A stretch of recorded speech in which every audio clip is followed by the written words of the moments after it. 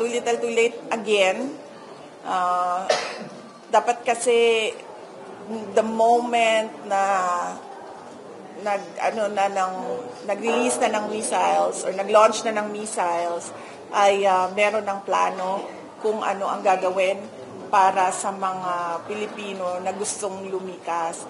Hindi yung aantayin pa kung kailan sarado na yung borders, nawawala na yung nagka-cancel na ng flights, ang mga airspaces doon sa bansa na malapit sa kaguluhan.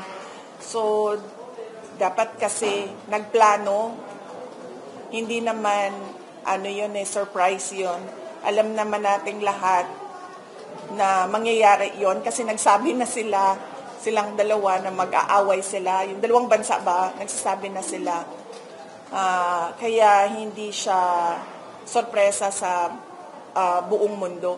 Saka yung pagtaas ng presyo ng krudo, hindi din nakakagulat yon sa ganun na pangyayari sa Middle East. Lagi yan, kapag merong sitwasyon doon sa Middle East, laging apekto talaga ang presyo ng krudo. Kaya dapat meron na ring plano doon.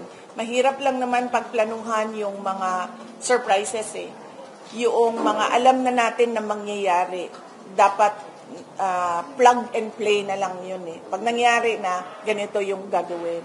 Mabilis yung galaw at mabilis yung action. Kasi yun nga, nakita natin atake yung Air Force Base ng US sa Qatar. Of course, marami nagwo-worry ng mga Pilipino kasi nga, baka matulad yung nangyari sa Qatar dahil nga sa pag-side natin sa US sa issue ng geopolitics at baka magkaroon ng atake yung ibang mga kalaban natin. Are you worried po ba na baka gamitin Cannon Fodder of Pilipinas sa possible na global war? Depende yan sa Pilipinas at depende yan sa chief architect of our foreign policy. No? Desisyon niya ng presidente kung isasali niya ang ating bansa sa giyera, which I think is a very, very bad idea. Kasi kung nakikita ninyo ngayon, this is a war of supremacy and domination. This is a war of supremacy and domination. And in this war, you need money and power, which the Philippines doesn't have. At the moment, darating din tayo doon, sigurado ako. Pero sa ngayon, kung wala ka niyan, huwag ka sumali sa giyera ng domination and supremacy. Kasi ikaw ang talo. Ikaw talaga ang talo. Kasi sa simula pa lang ng giyera, wala ka nang power, wala kang pera. Anong epekto nun?